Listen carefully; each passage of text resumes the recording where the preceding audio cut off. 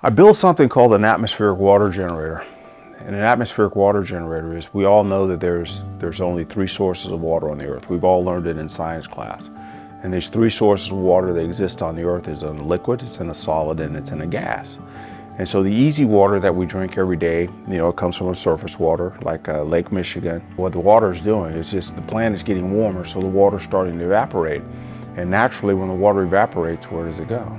It just goes into the air. If you have a glass of water in a room, it evaporates, it's in the air in the room.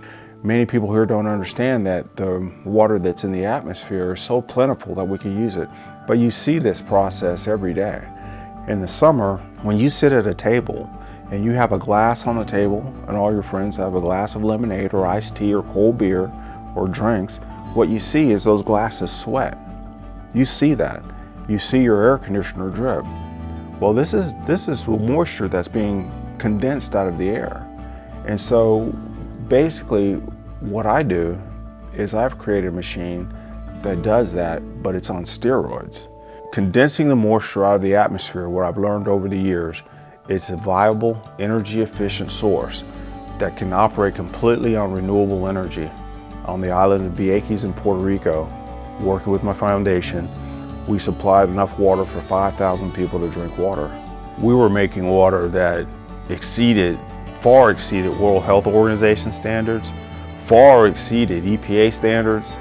Right now, what I've been doing is I've been working with the military, and so they have it for their mobility needs. So when the military pulls into an area, one of the problems they had is that when you fly in water in a large military aircraft after a disaster, it takes up the entire plane because water is so heavy. With this technology, what it allows for the user to do is to have a system in place that produces the water as the people need it continuously, and it frees those planes up to do something else. You saw in Katrina, the people were standing out, there were signs they needed water. If they had this machine during Hurricane Katrina, all they would have to do is pull it out, turn it on, and they would be producing water at that spot, at that time.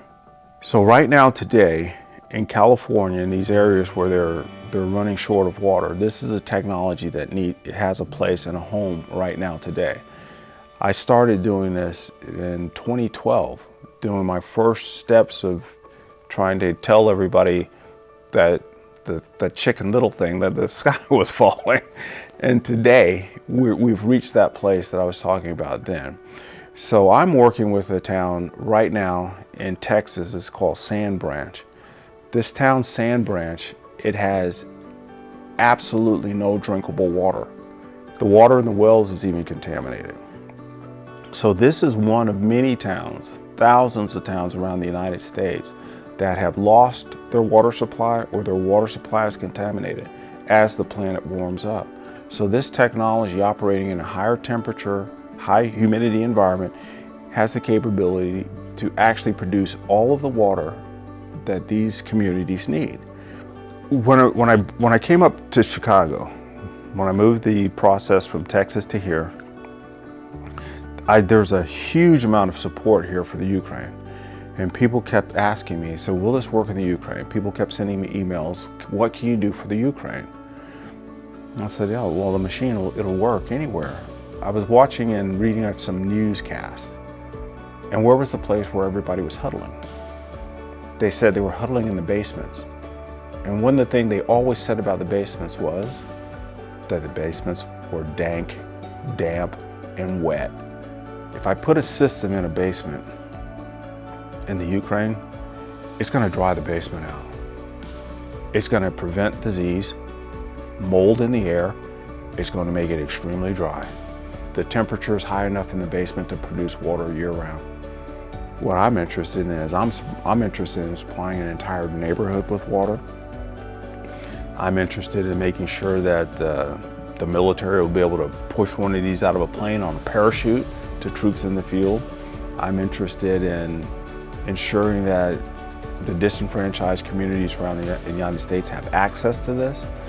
And I think I've been one of the only crusaders for that. I have a foundation, it's the Moses West Foundation. All you have to do is just go to the Moses West Foundation, click click on the donate link and donate whatever you would like to donate. And that helps all of these missions that we need to do. It helps train all the people that we need to train, and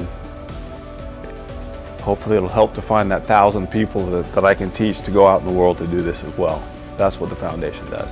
Because this technology is a linchpin to sustainability. The 17 tenets of sustainability is set forth by the United Nations. That's the direction they told the whole world to go to. The one thing that they were missing was a sustainable source of water.